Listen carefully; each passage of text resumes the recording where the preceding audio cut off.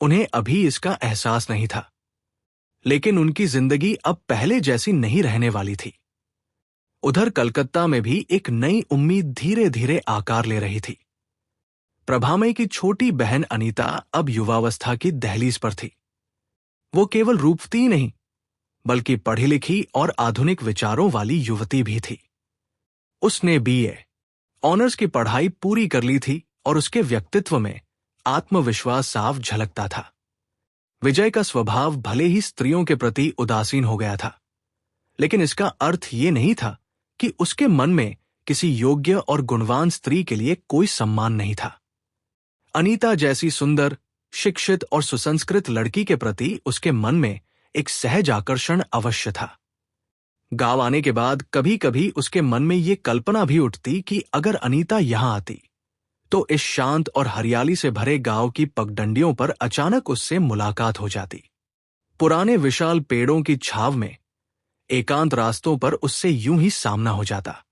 ये कल्पना उसके मन में एक हल्की सी मिठास और अनकही खुशी भर देती। लेकिन उसे क्या मालूम था कि किस्मत ने उसके लिए कोई और ही रास्ता चुन रखा है। अगली सुबह विजय पूरी तैयारी के साथ चटर्जी परिवार के पुराने मकान की ओर चल पड़ा। उसने अंग्रेजी पहनावा पहन रखा था, सिर पर हैट, मुंह में जलता हुआ चुरुट और हाथ में अपनी जेब घड़ी। उसके साथ 2 मजबूत मिर्जापुरी लठैत, कुछ कर्मचारी, विनोद घोष और उसका छोटा बेटा कुमार भी थे। हालांकि विनोद बार बार भरोसा दिला रहा था कि अनुराधा अकेली है और किसी तरह का विरोध नहीं करेगी, फिर भी विजय कोई जोखिम नहीं लेना चाहता था। एहतियात के तौर पर उसने अपना रिवॉल्वर भी साथ रख लिया। रास्ते में चलते चलते उसने विनोद से पूछा, मैंने सुना है गगन की असली सलाहकार उसकी बहन ही थी। लोग तो यहां तक कहते हैं कि वो बड़ी चालाक है और पल भर में आदमी को अपने वश में कर लेती है। उसके चरित्र के बारे में भी तरह तरह की बातें सुनने में आई हैं। क्या ये सब सच है? विनोद ने तुरंत सिर हिलाया। नहीं छोटे बाबू, मैंने तो कभी ऐसी कोई बात नहीं सुनी, विजय ने हल्की मुस्कान के साथ कहा। लेकिन मैंने तो यही सुना है। कुछ ही देर में सब लोग पुराने चटर्जी भवन के सामने पहुंच गए। आंगन सुनसान पड़ा था। विजय कुछ देर तक चारों ओर नजर दौड़ाता रहा। समय की मार उस मकान पर साफ दिखाई दे रही थी। सामने पूजा का विशाल दालान अब भी खड़ा था, लेकिन उसकी दीवारें जर्जर हो चुकी थी। बैठक और दूसरे कमरे भी अपनी पुरानी शान खो चुके थे। कबूतर, गौरैया और चमगादड़ जैसे अब उसी उजड़े हुए घर के स्थायी निवासी बन चुके थे। तभी एक दरबान ने ऊंची आवाज में पुकारा, कोई है? उसकी कर्कश आवाज पूरे सूने आंगन में गूंज उठी। ये देखकर विनोद और साथ आए गांव के लोग असहज हो गए। उन्हें अब भी उस पुराने बाबू परिवार के घर का सम्मान करना आता था। विनोद ने धीरे से कहा, मैं जाकर राधा जीजी को खबर दे देता हूं। ये कहकर वह भीतर चला गया। उसके बोलने के ढंग से साफ महसूस होता था कि परिस्थितियां बदल जाने पर भी उसके मन में अनुराधा और उस परिवार के लिए सम्मान अब भी बाकी था। उधर अनुराधा रसोई में खाना बना रही थी। विनोद ने भीतर जाकर विनम्र स्वर में कहा, जी, छोटे बाबू बाहर आए हैं, आपसे मिलना चाहते हैं। ये सुनते ही अनुराधा का चेहरा एक पल को गंभीर हो गया। उसे मालूम था कि ये दिन कभी न कभी आना ही था। उसने शांत भाव से हाथ धोए, फिर संतोष को आवाज देकर कहा, बेटा, बाहर जाकर एक दरी बिछा दो और छोटे बाबू से कहना कि मौसी अभी आती है। फिर वह विनोद की ओर मुड़ी और बोली, मुझे ज्यादा देर नहीं लगेगी, बस उनसे कहना थोड़ी देर बैठ जाए, कहीं मेरी वजह से नाराज न हो जाए। विनोद ने झेंपते हुए कहा, क्या करूं जीजी, हम लोग जमींदार के आदमी हैं, उनका हुक्म टाल नहीं सकते। अनुराधा ने हल्की मुस्कान के साथ उत्तर दिया, मैं समझती हूं। विनोद भैया, तुम अपनी मजबूरी मत समझाओ। विनोद चुपचाप बाहर लौट आया। उधर संतोष ने आंगन में दरी बिछा दी, लेकिन विजय उस पर बैठा नहीं। वह हाथ में घड़ी घुमाते हुए टहलता रहा और चुरुट के कश लगाता रहा। करीब 5 मिनट बाद संतोष फिर बाहर आया। उसने धीरे से दरवाजे की ओर इशारा करते हुए कहा, मौसी जी आ गई हैं। इतना सुनते ही विजय के कदम वहीं रुक गए। एक पल के लिए वह असमंजस में पड़ गया। सामने एक सम्मानित परिवार की युवती आने वाली थी। उसे किस तरह संबोधित करे, क्या कहे, यही सोचते हुए वह दरवाजे की ओर देखने लगा। अगले ही पल उसने अपने मन की झिझक को दबा दिया। उसे लगा कि इस तरह संकोच करने से काम नहीं चलेगा। इसलिए उसने अपना स्वर थोड़ा कठोर किया और दरवाजे की ओट में खड़ी अनुराधा से कहा, तुम जानती हो न कि ये मकान अब हमारा है। भीतर से शांत स्वर में उत्तर आया, जी जानती हूं। तो फिर अभी तक इसे खाली क्यों नहीं किया? पहले तो अनुराधा ने संतोष के माध्यम से अपनी बात कहलवाने की कोशिश की, लेकिन बेचारा संतोष नया नया था। ऊपर से उसने छोटे बाबू के सख्त स्वभाव के बारे में बहुत कुछ सुन रखा था। डर के मारे उसके मुंह से ठीक से एक शब्द भी नहीं निकल पाया। विजय कुछ देर तक उसकी अधूरी अधूरी बातें समझने की कोशिश करता रहा, लेकिन जब धैर्य जवाब देने लगा तो वह तेज आवाज में बोला, अगर तुम्हारी मौसी को कुछ कहना है तो सामने आकर खुद कहें। मेरे पास इतना समय नहीं है कि मैं पहेलियां बुझाता रहूं। मैं कोई भालू या चीता नहीं हूं जो उन्हें खा जाऊंगा। साफ साफ बताओ, मकान खाली क्यों नहीं कर रही है? अनुराधा फिर भी बाहर नहीं आई, लेकिन इस बार उसने किसी और की जुबान का सहारा नहीं लिया। दरवाजे की ओट से ही उसने स्पष्ट और शांत स्वर में कहा, मकान खाली करने की बात कभी तय नहीं हुई थी। आपके पिताजी ने खुद कहा था कि बाहर का हिस्सा कचहरी के काम आएगा और भीतर वाले हिस्से में हम लोग रह सकते हैं। विजय ने तुरंत पूछा, उस बात का कोई लिखित सबूत है? नहीं, लिखित तो कुछ नहीं है, लेकिन आपके पिताजी जीवित हैं, उनसे पूछ लीजिए, सारी बात साफ हो जाएगी। विजय ने बिना नरमी दिखाए कहा, मुझे किसी से पूछने की जरूरत नहीं। अगर ऐसी कोई शर्त थी तो उसे लिखवाया क्यों नहीं गया? क्षण भर रुककर अनुराधा ने उत्तर दिया, भैया ने शायद इसकी जरूरत ही नहीं समझी। उन्हें विश्वास था कि आपके पिताजी के दिए हुए वचन से बढ़कर किसी लिखित कागज की आवश्यकता नहीं होगी। इस बात का विजय के पास तुरंत कोई उत्तर नहीं था। कुछ पल तक दोनों ओर सन्नाटा छाया रहा। फिर अनुराधा ने खुद ही आगे कहा, हां, यह भी सच है कि भैया ने अपना वचन निभाया नहीं। उनके कारण वह भरोसा भी टूट गया। इसलिए अब इस मकान पर हमारा कोई अधिकार नहीं रह गया है। उसकी आवाज पहले जैसी ही शांत थी। उसने आगे कहा, लेकिन मैं अकेली स्त्री हूं और मेरे साथ ये छोटा सा बच्चा है। इसके माता पिता अब इस दुनिया में नहीं हैं। मैंने ही इसे पाल पोस कर बड़ा किया है। एक पल रुककर उसने धीमे स्वर में कहा, अगर आप दया करके हमें कुछ दिन और यहां रहने दें तो शायद मैं अपने रहने का कोई और इंतजाम कर सकूं। अभी इस समय मैं जाऊं भी तो कहां जाऊं? विजय ने गंभीर स्वर में पूछा, तुम्हारे भाई कहां हैं? मुझे नहीं मालूम। उत्तर छोटा था, लेकिन उसमें बेबसी साफ झलक रही थी। फिर अनुराधा ने धीरे से कहा, आज तक मैं आपसे मिलने भी नहीं आई, केवल इसलिए कि कहीं आपको बुरा न लग जाए। कुछ क्षण के लिए उसकी आवाज थम गई। शायद वह अपने आंसुओं को रोक रही थी। फिर खुद को संभाल कर बोली, आप इस घर के मालिक हैं, इसलिए मैंने आपसे कोई बात नहीं छिपाई। अपनी सारी परेशानी सच सच कह दी है, लेकिन इसका मतलब यह नहीं कि मैं जबरदस्ती इस घर में रहना चाहती हूं। बस थोड़ा सा समय मिल जाए, उसके बाद मैं अपने आप यहां से चली जाऊंगी। उसकी आवाज भर्रा गई थी। दरवाजे के उस पार खड़े हुए भी विजय समझ गया कि उसकी आंखें नम हो चुकी हैं। ये देखकर उसके मन में एक अजीब सा भाव उठा। उसे अनुराधा पर दया भी आई और राहत भी मिली। वो सोचकर आया था कि आज बहुत झगड़ा होगा, बहस होगी, शायद जबरदस्ती भी करनी पड़े, लेकिन यहां तो सामने खड़ी स्त्री ने किसी अधिकार का दावा ही नहीं किया। उसने केवल कुछ दिनों की मोहलत मांगी थी। विजय की जेब में रखा रिवॉल्वर और साथ आए दरबानों की लाठियां जैसे उसी का उपहास कर रही थी। फिर भी उसने अपने मन की कोमलता चेहरे पर नहीं आने दी। संयत स्वर में बोला, मुझे तुम्हारे यहां रहने से कोई आपत्ति नहीं होती, लेकिन यह मकान मुझे अपने काम के लिए चाहिए। जहां मैं ठहरा हूं वहां बहुत असुविधा है और हमारे घर की महिलाएं भी गांव देखने आना चाहती हैं। अनुराधा ने बिना एक पल गवाए उत्तर दिया, तो उन्हें जरूर आने दीजिए।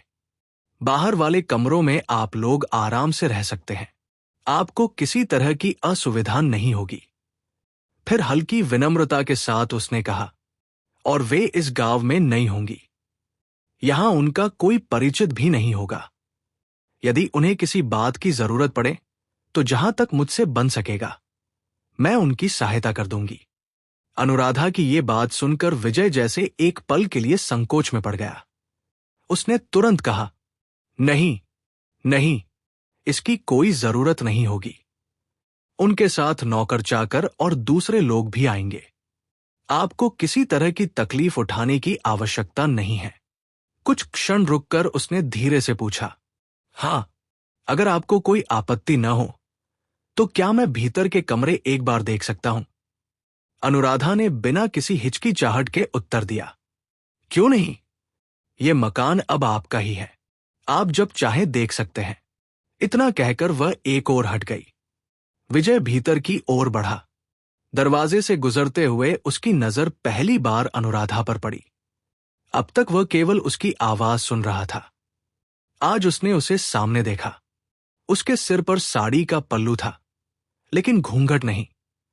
उसने एक साधारण हल्की सी मैली धोती पहन रखी थी। शरीर पर कोई आभूषण नहीं था।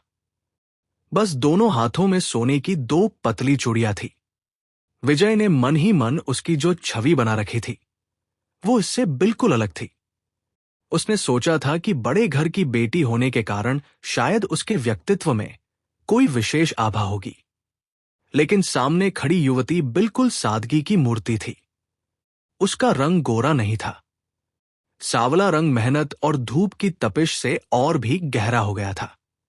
शरीर दुबला जरूर था, लेकिन सुडौल और श्रम से सधा हुआ। उसे देखकर साफ समझ में आता था कि इस लड़की ने जीवन आराम से नहीं बल्कि कठिन परिश्रम करते हुए बिताया है। फिर भी उसके व्यक्तित्व में एक ऐसी बात थी जिसने विजय का ध्यान अपनी ओर खींच लिया। उसका चौड़ा और संतुलित माथा उसके चेहरे की सबसे सुंदर पहचान था। उसी में एक अजीब सी गरिमा झलक रही थी। उधर अनुराधा ने विनोद से कहा, विनोद भैया, छोटे बाबू को घर अच्छी तरह दिखा दीजिए। मैं रसोई में हूं। विनोद ने पूछा, तुम साथ नहीं चलोगी? राधा जीजी, अनुराधा ने शांत स्वर में कहा। नहीं। विनोद विजय को लेकर ऊपर चला गया। पुराने मकान में कमरे ही कमरे थे।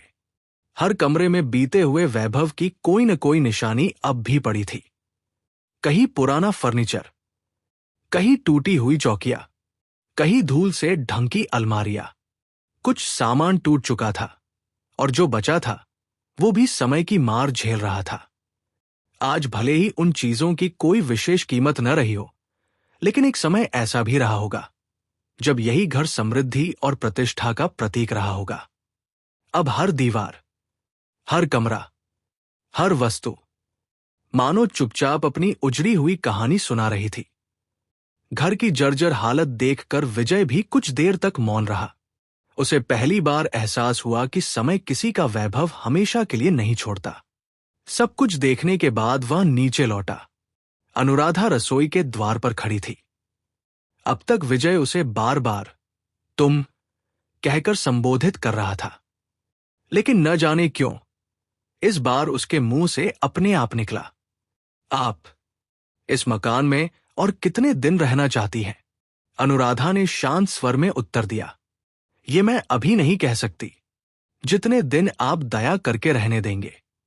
विजय बोला, कुछ दिन तो मैं रहने दे सकता हूं, लेकिन हमेशा नहीं। उसके बाद आप कहाँ जाएंगी? अनुराधा के चेहरे पर हल्की सी उदासी उतर आई। उसने धीरे से कहा, बस यही बात मैं दिन रात सोचती रहती हूं।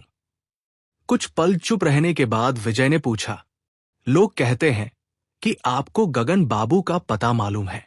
अनुराधा ने सीधे उसकी ओर देखा, फिर शांत लेकिन अर्थपूर्ण स्वर में पूछा, लोग और क्या क्या कहते हैं? इस प्रश्न का विजय के पास कोई उत्तर नहीं था। क्षण भर की चुप्पी के बाद अनुराधा स्वयं बोली, मैं पहले भी कह चुकी हूं कि मुझे भैया का कोई पता नहीं मालूम। फिर उसने हल्के से व्यंग्य के साथ कहा, और मान लीजिए अगर मुझे पता भी हो, तो क्या आप चाहते हैं कि मैं अपने ही भाई को पकड़वा दूं? उसकी बात सुनकर विजय एकदम संकोच में पड़ गया। अनुराधा के स्वर में कटुता कम थी, आत्मसम्मान अधिक था। विजय ने तुरंत कहा, नहीं, मैं आपसे ऐसा कभी नहीं कहूंगा। फिर उसने दृढ़ स्वर में कहा, हां, अगर वो कहीं मिला तो मैं उसे स्वयं खोज निकालूंगा, उसे भागने नहीं दूंगा। कुछ क्षण रुककर वो बोला, लेकिन इतने दिनों तक वो हमारे साथ जो करता रहा, क्या सचमुच आपको उसकी कोई जानकारी नहीं थी? इस बार अनुराधा चुप रही, उसने कोई उत्तर नहीं दिया। विजय ने आगे कहा, दुनिया में कृतज्ञता भी कोई चीज होती है। मेरे पिता ने आपके परिवार पर भरोसा किया, स्नेह किया, और उसी विश्वास में गगन बाबू को सब कुछ सौंप दिया। उसकी आवाज अब पहले से अधिक गंभीर हो गई। क्या उस विश्वास का यही प्रतिफल मिलना चाहिए था? फिर उसने गहरी सांस लेते हुए कहा, एक बात आप निश्चित जान लीजिए, अगर उस समय मैं देश में होता तो ये सब कभी होने नहीं देता। विजय की बात समाप्त हो गई, लेकिन अनुराधा ने फिर भी कोई उत्तर नहीं दिया। वो पहले की तरह शांत खड़ी रही। उसकी इस चुप्पी ने विजय को भीतर तक बेचैन कर दिया। कुछ देर पहले तक उसके मन में अनुराधा के लिए जो थोड़ी सी सहानुभूति जागी थी, वो भी जैसे पल भर में गायब हो गई। उसने कठोर स्वर में कहा, लोग ठीक ही कहते हैं कि मैं सख्त स्वभाव का आदमी हूं। बेवजह दया दिखाना मुझे नहीं आता। जिसने अपराध किया है उसे मैं कभी नहीं छोड़ता। फिर उसने थोड़ा रुककर कहा, अगर कभी तुम्हारी अपने भाई से मुलाकात हो तो उससे मेरी ये बात जरूर कह देना। अनुराधा अब भी मौन रही। उसने न सफाई दी, न कोई विनती की, और न ही कोई शिकायत। उसकी चुप्पी पूरे वातावरण में फैल गई।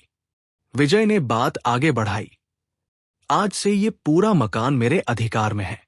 बाहर वाले कमरों की सफाई होते ही 2-3 दिन में मैं यही आकर रहने लगूंगा। बाद में हमारे घर की महिलाएं भी आ जाएंगी। फिर कुछ नरम स्वर में बोला, हां, जब तक तुम्हें कहीं और रहने की जगह नहीं मिल जाती तब तक तुम नीचे के कमरों में रह सकती हो, लेकिन इस घर की किसी भी चीज को इधर उधर करने की कोशिश मत करना। इतने में पास खड़ा छोटा कुमार अचानक बोला, बाबूजी, मुझे बहुत प्यास लगी है, पानी मिलेगा? विजय ने इधर उधर नजर दौड़ाई और कहा, यहां पानी कहां मिलेगा? ये सुनते ही अनुराधा ने प्यार से हाथ बढ़ाकर कुमार को अपने पास बुलाया। वह बिना झिझक उसके साथ रसोई में चला गया। अंदर पहुंचकर अनुराधा ने मुस्कुराते हुए पूछा, बेटा, नारियल का पानी पियोगे?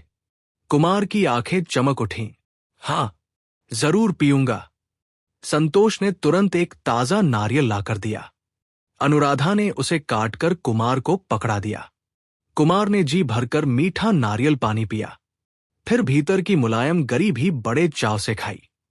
कुछ ही देर बाद वह खुशी खुशी बाहर आया और अपने पिता से बोला, बाबूजी, आप भी पी लीजिए, बहुत मीठा है।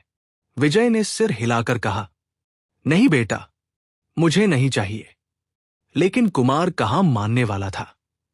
वह फिर बोला, पी लीजिए न बाबूजी, बहुत है, अपने ही तो है सब। बेटे के मुंह से निकले ये सहज शब्द सुनकर विजय एक पल के लिए संकोच में पड़ गया। बात छोटी सी थी, लेकिन इतने लोगों के सामने कुमार का यूं अपनापन जताना उसे अजीब सा लगा। उसने हल्की झेंप छिपाते हुए कहा, नहीं, रहने दो, चलो अब चलते हैं। और वह वहां से बाहर निकल आया। अब चटर्जी परिवार का पुराना मकान पूरी तरह विजय के अधिकार में आ चुका था। उसने अपने रहने के लिए 2 कमरे रख लिए और बाकी कमरों में नई कचहरी की व्यवस्था कर दी। गांव के ही विनोद घोष को गुमाश्ता नियुक्त कर दिया गया। उसे पहले भी जमींदारी के काम का अनुभव था, इसलिए विजय को लगा कि वही इस काम को सबसे अच्छी तरह संभाल सकेगा। लेकिन मकान पर अधिकार मिल जाने से सारी परेशानियां खत्म नहीं हुई। असल मुश्किल तो अब शुरू हुई। गगन चटर्जी वर्षों तक प्रजा से लगान तो वसूल करता रहा, लेकिन कभी बाकायदा रसीद देने की जरूरत नहीं समझी। उसका मानना था कि रसीद मांगना या देना विश्वास की कमी का संकेत है और चटर्जी परिवार के सम्मान के विरुद्ध है। अब जब गगन अचानक गायब हो गया था, तो पूरा हिसाब किताब उलझ कर रह गया। रोज गांव के लोग कचहरी में आने लगे। कोई कहता, मैं लगान दे चुका हूं। कोई दावा करता, अभी कुछ भी बाकी नहीं है। लेकिन किसी के पास लिखित प्रमाण नहीं था। हर आदमी अपने साथ 2-4 गवाह लेकर आता।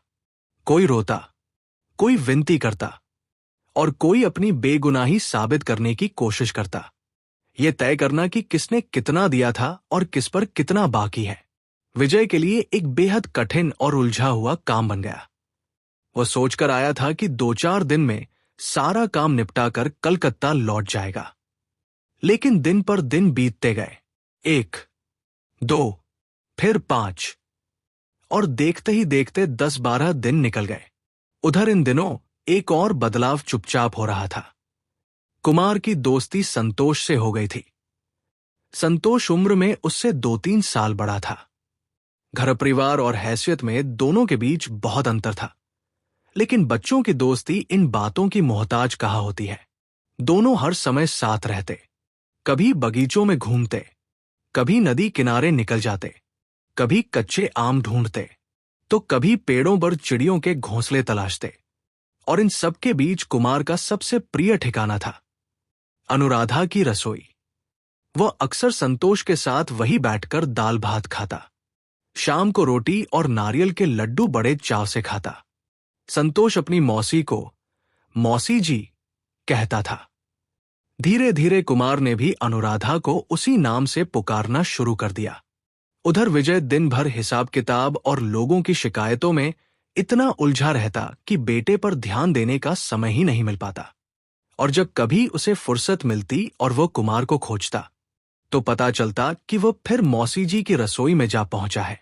1-2 बार विजय ने उसे डांटकर अपने पास बैठाने की कोशिश भी की, लेकिन जैसे ही मौका मिलता, कुमार दौड़ता हुआ फिर उसी रसोई में पहुंच जाता, जहां उसे अपनापन, स्नेह और मां जैसा दुलार मिलता था। एक शाम कचहरी में अपेक्षाकृत सन्नाटा था। उस दिन लोग भी कम आए थे। चाय पीने के बाद विजय ने चुरुट सुलगाया और सोचा, चलो आज जरा नदी किनारे टहल आया जाए। तभी अचानक उसे ध्यान आया, सुबह से आज कुमार एक बार भी दिखाई नहीं दिया। पास ही पुराना नौकर खड़ा था। विजय ने उससे पूछा, अरे कुमार कहाँ है? नौकर ने मुस्कुराकर घर के भीतर की ओर इशारा किया। विजय ने हैरानी से पूछा, आज इसने रोटी खाई थी? नौकर ने सिर हिलाया, नहीं मालिक। तो जबरदस्ती खिलाया क्यों नहीं? नौकर बेबस होकर बोला, क्या करता मालिक? जब खाने का मन नहीं होता तो गुस्से में थाली ही दूर फेंक देता है और वहां से भाग जाता है। विजय कुछ पल सोचता रहा, फिर बोला, कल से इसे मेरे साथ बैठाकर खाना खिलाना। इतना कहकर वह बाहर टहलने जाने ही वाला था कि न जाने उसके मन में क्या आया। उसके कदम अपने आप घर के भीतर की ओर मुड़ गए। जैसे ही वो लंबे चौड़े आंगन के उस पार पहुंचा, उसे एक परिचित आवाज सुनाई दी। कुमार जोर से कह रहा था, मौसी जी, एक रोटी और 2 नारियल के लड्डू। जल्दी। अंदर से हंसती हुई आवाज आई, जरा ठहरो बेटा, अभी लाई। विजय आगे बढ़ा। रसोई के सामने एक बड़ा सा आम का पेड़ था। उसकी 2 मजबूत डालों पर कुमार और संतोष आराम से बैठे थे। दोनों अपने पैर लटकाए हुए बड़े चाव से खाना खा रहे थे। उन्हें देखकर साफ लग रहा था कि ये जगह उनके लिए किसी दावत से कम नहीं थी। उसी समय दोनों की नजर विजय पर पड़ी। दोनों एकदम सकपका गए। उधर अनुराधा भी रसोई के दरवाजे की ओट में खड़ी हो गई। विजय ने पेड़ की ओर देखते हुए पूछा, क्या यही इन दोनों के खाने की जगह है? किसी ने कोई उत्तर नहीं दिया। तब उसने रसोई की ओर देखकर कहा, लगता है ये लड़का आप पर खूब हुक्म चलाता है। इस बार अनुराधा हल्के से मुस्कुराई। हाँ, चलाता तो है। विजय ने पूछा, फिर भी आप इसे इतना सिर क्यों चढ़ा रही हैं? अनुराधा ने शांत स्वर में कहा, अगर प्यार से न मानूं तो ये और ज्यादा शरारत करेगा, इसलिए इसकी बात मान लेती हूं। विजय ने कहा, लेकिन घर पर तो ये इतना शोर शराबा नहीं करता था। अनुराधा का स्वर अचानक गंभीर हो गया। शायद इसलिए क्योंकि वहां इसके पास शरारत करने वाला कोई नहीं था। फिर उसने धीरे धीरे कहा, इसकी मां नहीं है। दीदी अक्सर बीमार रहती है और आप दिन भर अपने काम में व्यस्त रहते हैं। बताइए, ये अपनी शरारतें किसे दिखाता? ये सुनकर विजय का चेहरा बदल गया। वह ये सब जानता था, लेकिन किसी दूसरे के मुंह से अपने बेटे की यह सच्चाई सुनना उसे भीतर तक चुभ गया। कुछ देर चुप रहने के बाद उसने पूछा, लगता है आप इसके बारे में बहुत कुछ जान गई हैं। किसने बताया आपको? कुमार ने, अनुराधा ने धीमे स्वर में उत्तर दिया। इतनी छोटी उम्र में वो क्या बताएगा? फिर मुस्कुराकर बोली, हाँ, जितना समझ पाया उतना उसी से सुना है। दोपहर में मैं इन दोनों को बाहर जाने नहीं देती, लेकिन ये आंख बचाकर भाग ही जाते हैं, और जिस दिन बाहर नहीं जा पाते उस दिन मेरे पास लेटकर अपने घर की बातें करते रहते हैं। विजय चुपचाप सुनता रहा। वो अनुराधा का चेहरा तो नहीं देख पा रहा था, लेकिन उसकी आवाज में जो अपनापन था, उसने विजय को फिर से उसी तरह बांध लिया जैसे पहली मुलाकात में बांध लिया था। शायद इसलिए उसने केवल बातचीत बनाए रखने के लिए कहा, अब तो इसे वापस घर ले जाना मेरे लिए बड़ी मुश्किल हो जाएगी। अनुराधा ने पूछा, क्यों? विजय हल्की मुस्कान के साथ बोला, क्योंकि इसे यहां की शरारतों की आदत पड़ गई है। जब ये सब नहीं मिलेगा तो इसे बड़ी बेचैनी होगी। और फिर वो हंसते हुए बोला, इसके लिए नारियल के लड्डू कौन बनाएगा? अनुराधा भी हल्का सा मुस्कुरा दी। नहीं, बच्चे सब भूल जाते हैं। फिर उसने प्यार से आवाज दी, कुमार, नीचे आओ बेटा, रोटी तैयार है। कुमार फुर्ती से पेड़ से उतर आया। अनुराधा ने उसके हाथ में गरम रोटियां और नारियल के लड्डू रख दिए। इस बार वो वापस पेड़ पर नहीं चढ़ा। वो मौसी के बिल्कुल पास खड़ा खड़ा ही खाने लगा। विजय चुपचाप ये दृश्य देखता रहा। उसे अब समझ में आने लगा था कि आखिर उसका बेटा इस रसोई की ओर इतना खिंचा खिंचा क्यों चला आता है। यहां केवल रोटी नहीं मिलती थी, यहां उसे स्नेह मिलता था, अपनापन मिलता था, और सबसे बढ़कर मां की कमी पूरी करने वाला एक निस्वार्थ प्रेम मिलता था। विजय तो यहां यह सोचकर आया था कि बेटे पर हो रहे अतिरिक्त खर्च के लिए संकोच व्यक्त करेगा और विनम्रता से अनुराधा को मना करेगा कि वह कुमार को इतना लाड़ प्यार न दे। लेकिन अब उसके होठों पर आए शब्द जैसे वहीं ठहर गए। उसी समय कुमार ने मासूमियत से कहा, मौसी जी, आपने कल कहा था कि आज फिर चंद्रपुली बनाओगी, फिर बनाई क्यों नहीं? अनुराधा ने मुस्कुराते हुए कहा, गलती हो गई बेटा, जरा सी देर के लिए ध्यान हट गया और बिल्ली सारा दूध पी गई, लेकिन कल जरूर बना दूंगी। कुमार ने तुरंत पूछा, कौन सी बिल्ली? वही सफेद वाली? अनुराधा ने हंसते हुए कहा, शायद वही रही होगी। इतना कहते हुए उसने प्यार से कुमार के माथे पर बिखरे बाल संवार दिए। ये दृश्य देखकर विजय भी मुस्कुरा उठा। वह बोला, मैं तो देख रहा हूं, इसकी शरारत अब धीरे धीरे हुक्म चलाने में बदलती जा रही है। इतने में कुमार फिर बोला, अरे मौसी जी, पीने का पानी कहाँ है? अनुराधा ने माथे पर हाथ रखा। अरे, मैं तो भूल ही गई, अभी लेकर आती हूं। कुमार ने बनावटी नाराजगी से कहा, तुम सब भूल जाती हो मौसी, तुम्हें कुछ भी याद नहीं रहता। विजय ने भी मुस्कुराकर कहा, लगता है अब तो आपको डांट पड़नी चाहिए, हर बात भूल जाती हैं। अनुराधा ने हंसते हुए सिर झुका दिया। हाँ, शायद ऐसा ही है। उसकी वह सहज हंसी अनजाने में विजय की नजरों से छिप न सकी। विजय एक पल के लिए उसे देखता रह गया। उसने चाहा कि बेटे की शरारतों के लिए क्षमा मांगे और यह भी कहे कि उसके कारण उन पर बेवजह खर्च बढ़ रहा है, लेकिन अगले ही क्षण उसने अपने शब्द रोक लिए। उसे डर था कि कहीं उसकी बातों का अर्थ उल्टा न निकाला जाए, कहीं ऐसा न लगे कि वह अनुराधा की गरीबी पर ताना कस रहा है। इसलिए वह बिना कुछ कहे लौट आया। अगले दिन दोपहर का समय था। अनुराधा रसोई में कुमार और संतोष को भोजन परोस रही थी। दोनों के सामने गर्म गर्म भात रखा था। वह प्यार से उन्हें साग और तरकारी परोस रही थी। काम में व्यस्त होने के कारण उसके सिर का पल्लू खिसक गया था। साड़ी का आंचल भी कंधे से सरक कर नीचे आ गया था। उसी समय दरवाजे पर किसी की परछाई दिखाई दी। अनुराधा ने चौंक कर सिर उठाया। सामने विजय खड़ा था। उसे देखते ही वह सकुचा गई। जल्दी से सिर पर पल्लू ठीक किया और उठकर खड़ी हो गई। विजय ने सहज स्वर में कहा, मैं आपसे एक जरूरी सलाह लेने आया हूं। आप तो विनोद घोष को अच्छी तरह जानती हैं। मैंने उन्हें यहां का नया गुमाश्ता बनाया है। आप बताइए, क्या उन पर पूरा भरोसा किया जा सकता है? अनुराधा कुछ पल चुप रही। उसे समझ में नहीं आया कि अचानक विजय ये प्रश्न क्यों पूछ रहा है। पिछले एक सप्ताह से तो विनोद पूरी ईमानदारी से काम कर रहा था, फिर आज उसके चरित्र की चर्चा क्यों? उसने धीरे से पूछा, क्या विनोद भैया से कोई गलती हो गई है? विजय ने सिर हिलाया। नहीं, ऐसी कोई बात नहीं। अनुराधा ने शांत स्वर में कहा, जहां तक मैं उन्हें जानती हूं, वे अच्छे आदमी हैं। विजय मुस्कुराया। अच्छे क्यों नहीं होंगे? वे तो आपको ही सबसे बड़ा प्रमाण मानते हैं। अनुराधा ने कुछ सोचकर उत्तर दिया, हां, वे अच्छे हैं, लेकिन एक बात हमेशा याद रखिए, अच्छा आदमी भी अगर उस पर निगाह न रखी जाए तो कभी कभी रास्ता भटक सकता है। इसलिए भरोसा कीजिए, लेकिन सावधानी भी रखिए। विजय ने सहमति में सिर हिलाया।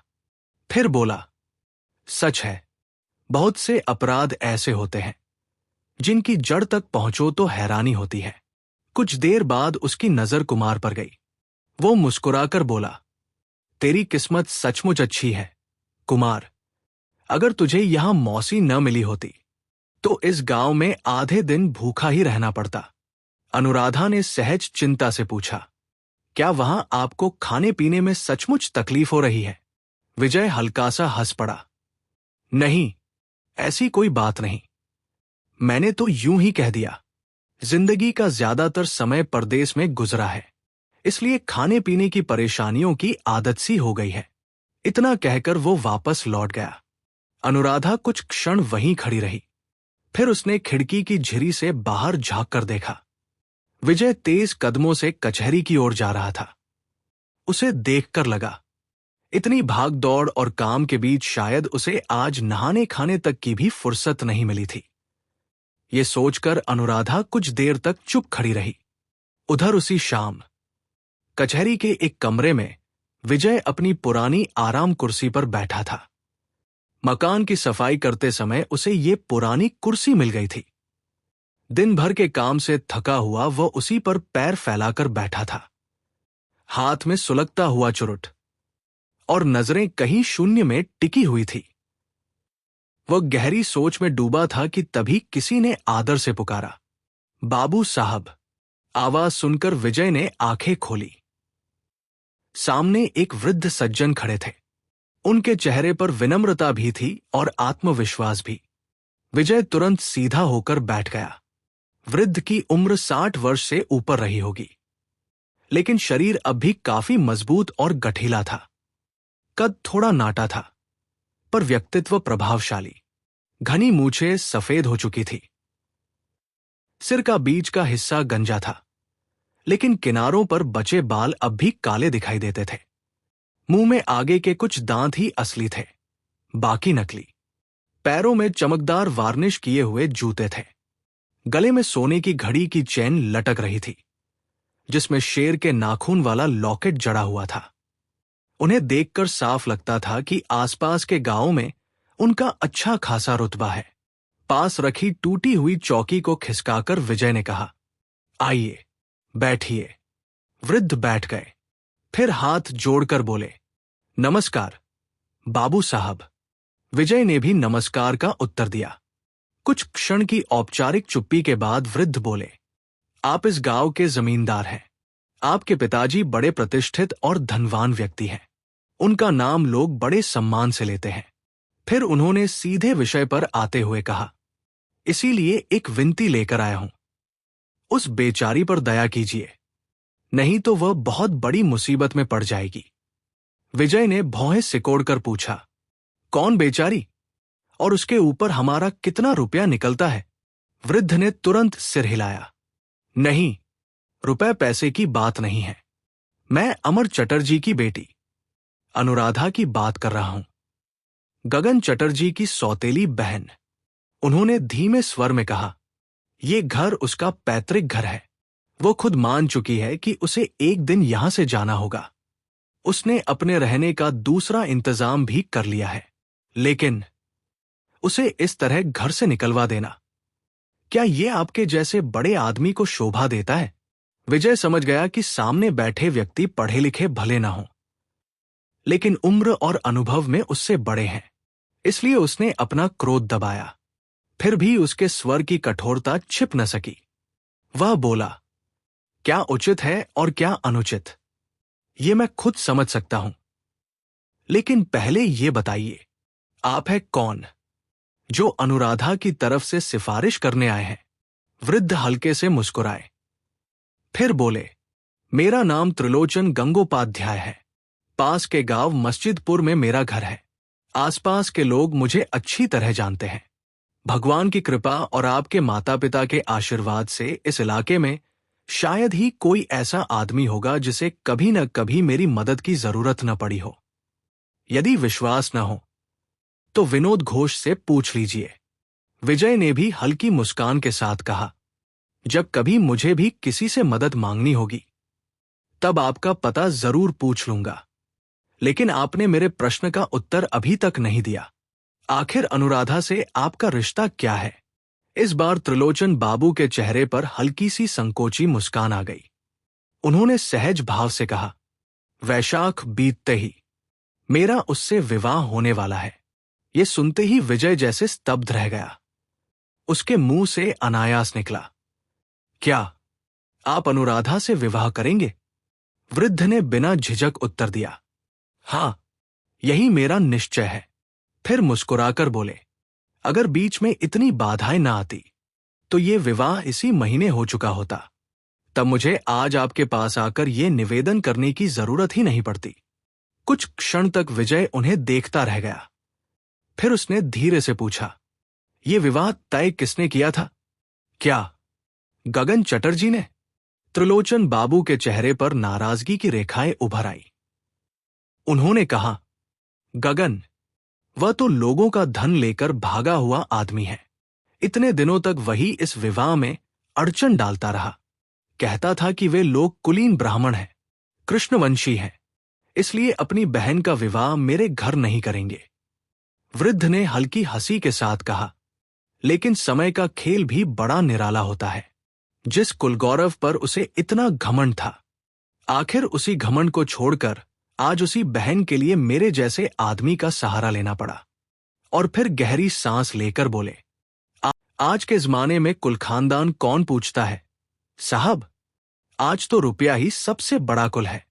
रुपया ही इज्जत है, रुपया ही मान सम्मान है, और सच कहूं, रुपया ही सब कुछ है। वृद्ध ने विजय की ओर देखते हुए पूछा, कहिए, मैं गलत कह रहा हूं क्या? विजय ने शांत स्वर में उत्तर दिया, नहीं, आपकी बात ठीक है। कुछ क्षण रुककर उसने पूछा, लेकिन क्या अनुराधा ने भी इस विवाह के लिए अपनी सहमति दे दी है? यह सुनते ही त्रिलोचन बाबू के चेहरे पर गर्व की मुस्कान फैल गई। उन्होंने अपनी जांघ पर हाथ मारते हुए कहा, सहमति? अरे साहब, ये तो कहिए कि उसने खुद आग्रह किया। फिर थोड़ा आगे झुककर बोले, आपके यहां आने के बाद जब उसे घर खाली करने की बात सुननी पड़ी, तब उसके पैरों तले की जमीन ही खिसक गई। उसे समझ में आ गया कि अब उसके सामने कोई दूसरा रास्ता नहीं बचा है। सच तो यह है कि एक समय मेरा भी मन बदल गया था। मेरे बेटे राजी नहीं थे, बहुओं ने भी मना किया, बेटियों और दामादों ने भी विरोध किया। मैंने भी सोचा, अब इस उम्र में फिर से घर बसाने की क्या जरूरत है? 2 बार गृहस्थी बसा चुका हूं, अब रहने ही दो। वृद्ध कुछ क्षण रुके, फिर धीमे स्वर में बोले। लेकिन तभी अनुराधा ने अपने आदमी के हाथ मुझे बुलावा भेजा। जब मैं उसके पास पहुंचा तो उसने बड़ी विनम्रता से कहा, गंगोपाध्याय महाशय, मुझे अपने चरणों में जगह दे दीजिए। मैं आपके घर का आंगन बुहार कर भी अपना जीवन काट लूंगी। त्रिलोचन बाबू ने गहरी सांस ली। अब बताइए साहब, इतनी दीन प्रार्थना के बाद मैं कैसे मना करता? मुझे हां कहनी ही पड़ी। यह सुनकर विजय कुछ देर तक बिल्कुल चुप बैठा रहा। उसके पास कहने के लिए कोई शब्द नहीं थे।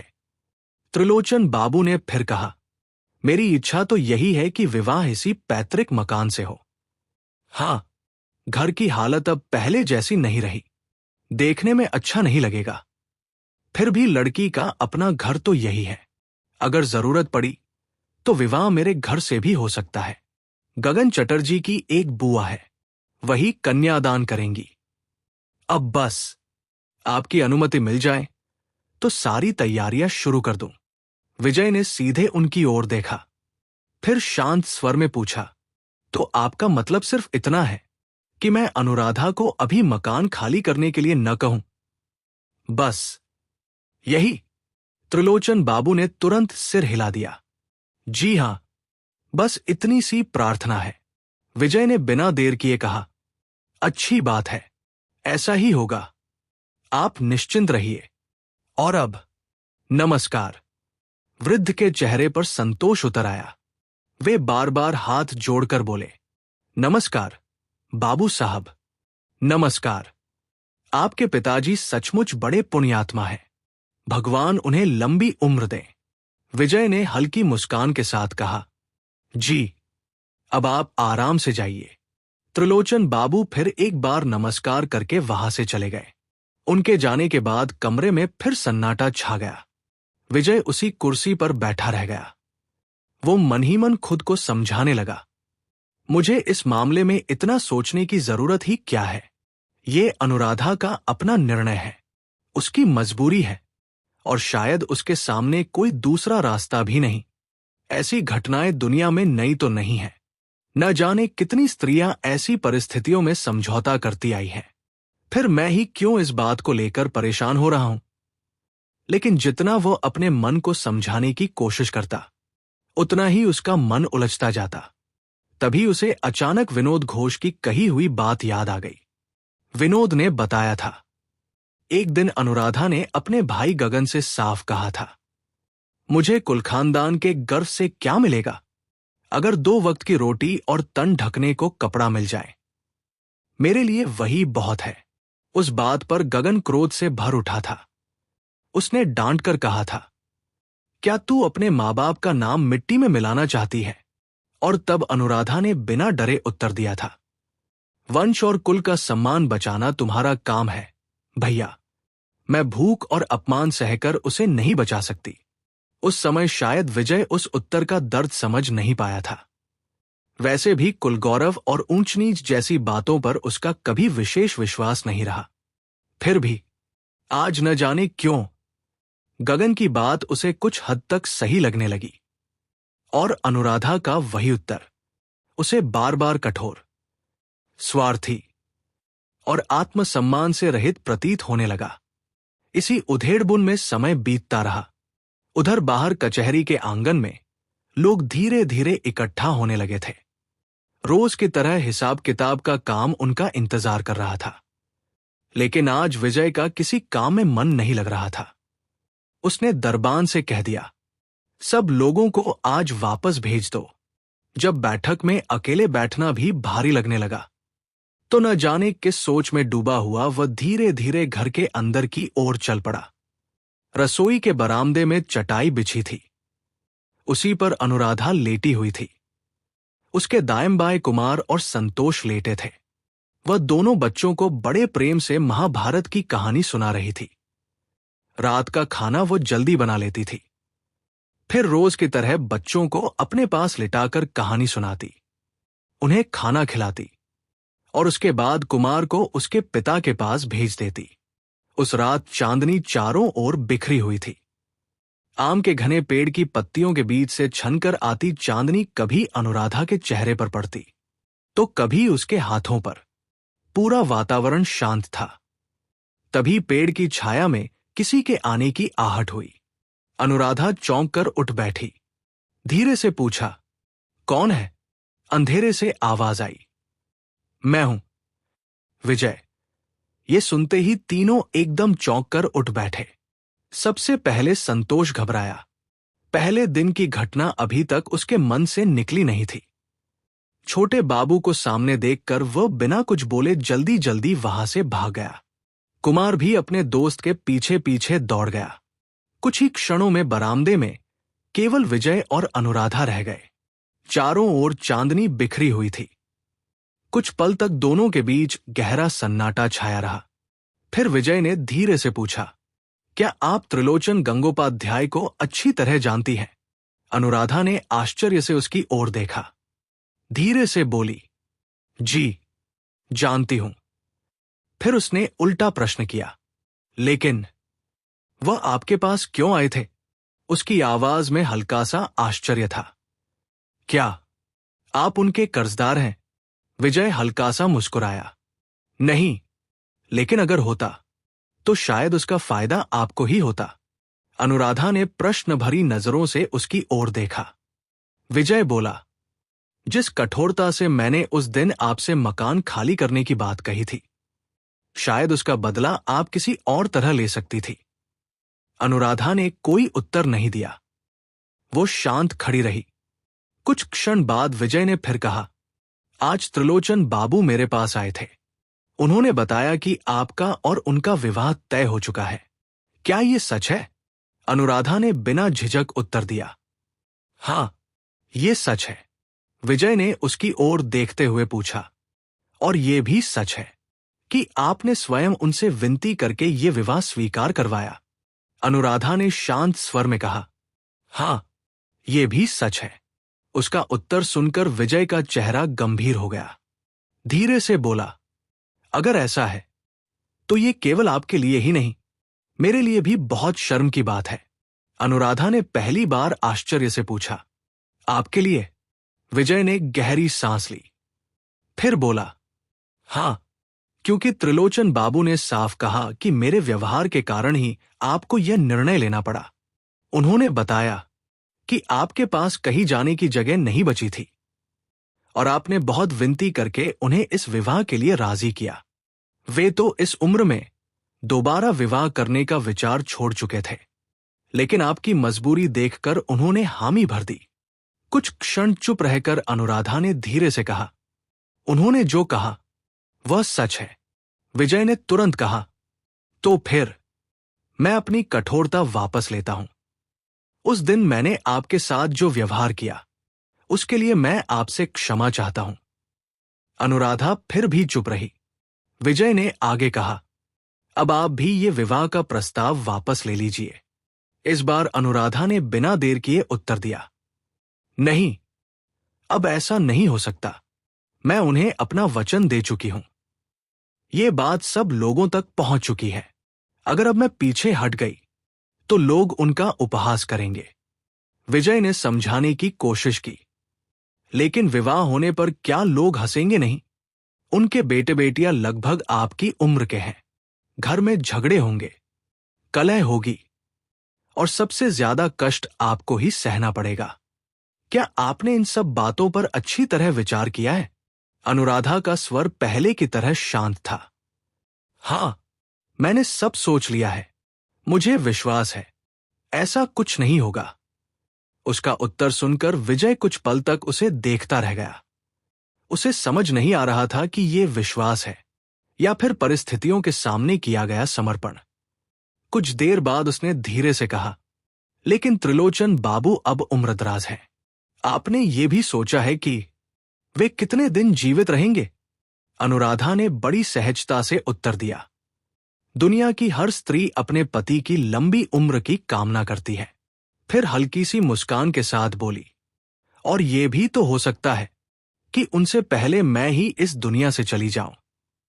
ये उत्तर सुनकर विजय बिल्कुल निरुत्तर हो गया। उसके पास कहने के लिए कुछ भी नहीं बचा। दोनों के बीच फिर वही शांत सन्नाटा उतर आया। कुछ देर बाद अनुराधा ने धीरे और विनम्र स्वर में कहा, एक बात मैं कहना चाहती हूं।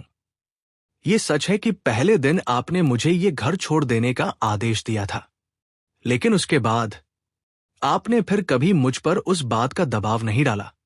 मैं जानती हूं मैं दया की पात्र नहीं हूं, फिर भी आपने मुझ पर दया की। उस उपकार के लिए मैं मन ही मन आपकी कितनी आभारी हूं, ये शायद कभी शब्दों में नहीं कह सकूंगी। कुछ क्षण तक चारों ओर गहरा सन्नाटा छाया रहा। फिर अनुराधा ने धीमे स्वर में कहा, भगवान को साक्षी मानकर कहती हूं, मैंने कभी भी किसी के सामने आपकी शिकायत नहीं की। अगर मैं ऐसा करती तो वह मेरे साथ अन्याय होता, और जो बात सच नहीं है उसे कहकर मैं झूठी भी बन जाती। त्रिलोचन बाबू ने अगर आपसे कुछ कहा है तो वो उनकी अपनी बात है, उसमें मेरा कोई हाथ नहीं है। फिर भी अगर उनकी बात से आपको ठेस पहुंची हो तो उनकी ओर से मैं आपसे क्षमा मांगती हूं। विजय कुछ क्षण चुप रहा। फिर उसने धीरे से पूछा, आपका विवाह कब तय हुआ है? अनुराधा ने उत्तर दिया, जेठवदी 13 को। विजय ने मन ही मन हिसाब लगाया, तो अब मुश्किल से 1 महीना ही बचा है। हां, और अब इस निर्णय में कोई बदलाव नहीं हो सकता। अनुराधा ने शांत स्वर में कहा, नहीं, अब शायद नहीं। फिर दोनों के बीच एक बार फिर मौन उतर आया। काफी देर तक विजय कुछ सोचता रहा। आखिर उसने गहरी सांस लेकर कहा, अब मैं आपको और क्या समझाऊं? बस एक ही बात का दुख है, आपने अपने पूरे जीवन का निर्णय ऐसी मजबूरी में लिया है। अनुराधा ने बिना किसी शिकायत के उत्तर दिया, नहीं, मैंने ये निर्णय बिना सोचे नहीं लिया। एक बार नहीं, सैकड़ों बार सोचा है, दिन रात इसी बात पर विचार किया है। फिर पहली बार उसके स्वर में अपने जीवन की पीड़ा साफ सुनाई दी। वह बोली, आप मेरे शुभ चिंतक हैं, इसलिए मैं आपसे कुछ भी छिपाना नहीं चाहती।